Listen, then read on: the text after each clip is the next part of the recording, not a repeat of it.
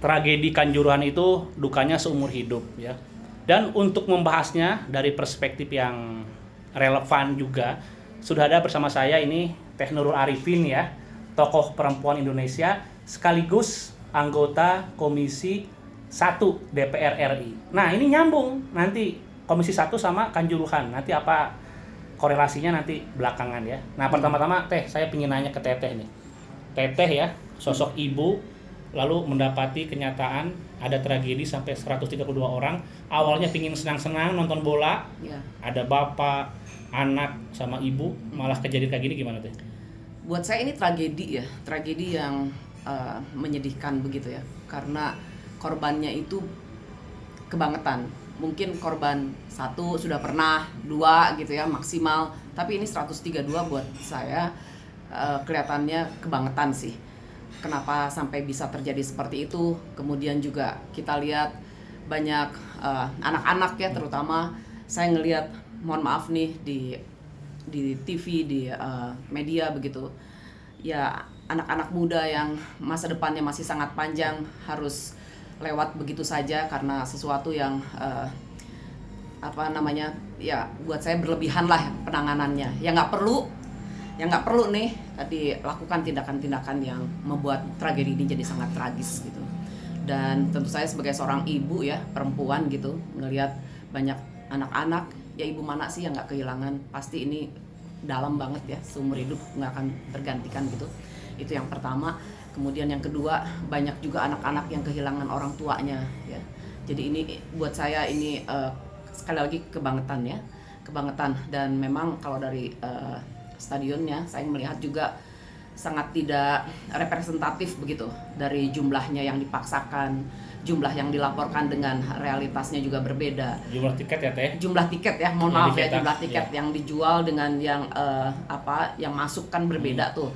Kemudian juga kapasitas sarana prasarananya itu memang kurang bagus ya.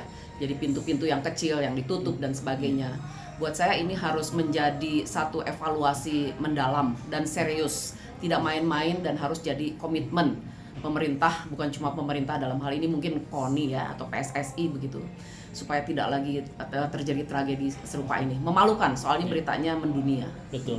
Teh, ini terkait juga dengan Teteh kan aktivis perempuan ya, aktivis tokoh perempuan.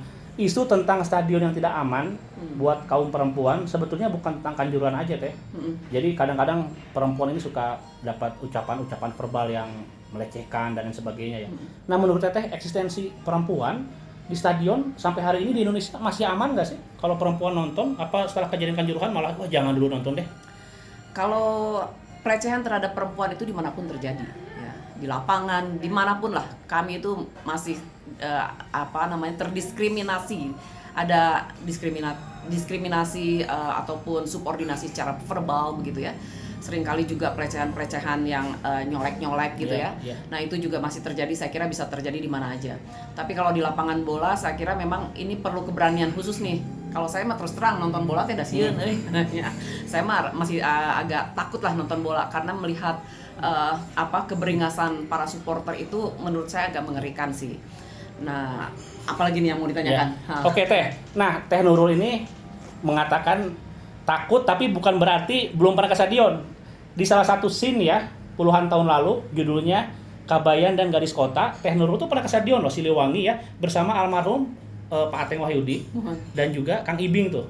Teteh waktu itu sempat, masih ingat nggak, kebayang nggak? Itu big match loh Teh, Persija dan Persib waktu itu, waktu syuting itu. Pemainnya Aja Sudrajat, Adeng Udaya, Teteh masih ingat nggak? Masih. Euforia stadion teh kumaha Teh? Masih, ya. Kalau saya melihat gini ya, kayaknya stadion-stadion besar itu dimiliki oleh Pemda, oleh TNI ya, banyakannya TNI lah, karena kita ngelihat di sini stadionnya namanya Siliwangi, di Malang Brawijaya gitu ya. Jadi stadion-stadion ini stadion-stadion besar sih. Jadi kalau misalnya stadion ini mau direpresentasikan menjadi lebih profesional dan dikelola secara profesional begitu ya, saya kira harus ada kerjasama ya. Kalau bisa sih saya mengusulkan begitu untuk kesatuan-kesatuan yang memiliki paling nggak TNI ya, karena ini kan mitra kerja kami nih di Komisi 1 ya.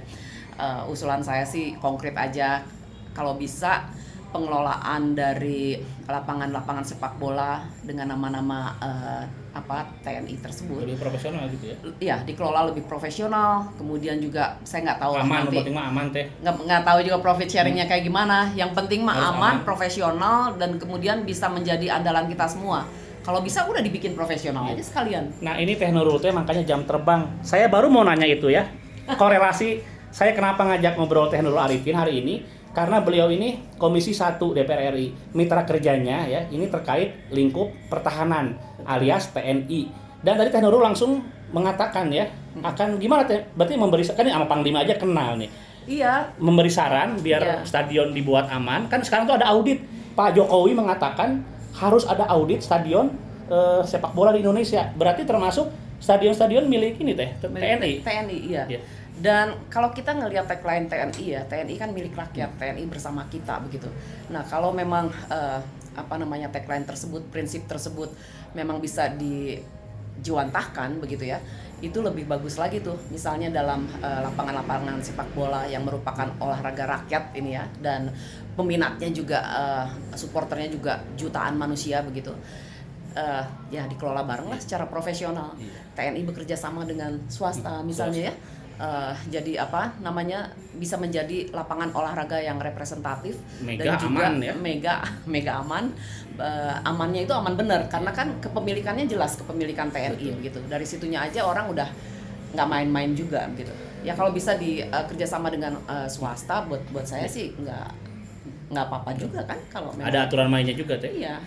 Nih terakhir ya. Katanya FIFA mau ke sini. Mau teh. Iya. Kalau Teh Kan Nurul mau. jangan-jangan ikut ketemu juga bisa lah. Mau Monef ya? Mm-mm. Monef. Iya. Monef Jadi apa FIFA nih? AFC akan kesini minggu depan teh minggu depan. Nih Bobotoh yang terakhir ya, bukan cuma Bobotoh yang nonton. Kang Eko Bobotoh tapi nanti ikut dalam enggak lah teh. Kecuali Teteh bilang ke Pak Presiden, ajakin si Eko saya ikut. Teh, ini saya mau ngasih tahu teman-teman ya, betapa ada korelasi antara pengembangan sepak bola dengan TNI. Saya akan menyebutkan beberapa tempat main bola yang identik sama TNI semua di kota Bandung ya. Stadion Siliwangi teh, tahu ya? tahu. Sesko AD Teteh tahu? Tahu. Sesko AD, terus Pusdikajen di Lembang tahu? Tahu. Sesko AU.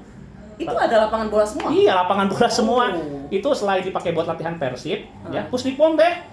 Pusdipom. Ya ampun, saya taunya cuma Siliwangi aja. Ya, Teh Nurul tahunya Siliwangi berarti besok akan jalan-jalan ke Jalan-jalan sama Kang lapangan-lapangan ya, ke lapangan-lapangan. Termasuk itu yang di apa? Yang di itu Seskoat ya, Seskoat yang di Gatot Subroto. Seskoat. Nah, Seskoat juga itu suka dipakai latihan Persib. Oh. Berarti artinya apa? Artinya ya, kita masih punya problem tentang lapangan karena lapangan yang ada sekarang itu milik Pemda dan TNI. Sebagian punya polisi itu Bu, tapi nggak banyak. Artinya apa? Artinya kalau komitmen Teh Nurul sama bapak-bapak di TNI bisa memperbaiki lapangan, revitalisasi, renovasi itu bagus juga buat kita semua Teh. Ya insya Allah nanti dalam rapat komisi ya saya akan sampaikan usulan ini gitu. Karena ya kalau sekarang kita melihat tanah-tanah kosong biasanya lantas jadi apartemen, Iya. pertokoan dan sebagainya. Tapi kan kalau TNI ini punya kekuasaan, punya marwah juga begitu. Jadi ini bukan sesuatu yang jelek begitu ya. Ini usulan yang menurut saya bagus dan justru TNI menjembatani antara negara dan rakyat dalam hal ini pencinta sepak bola. Oke. Atur nuhun Teh Nurul Arifin. Makasih Kang Eko.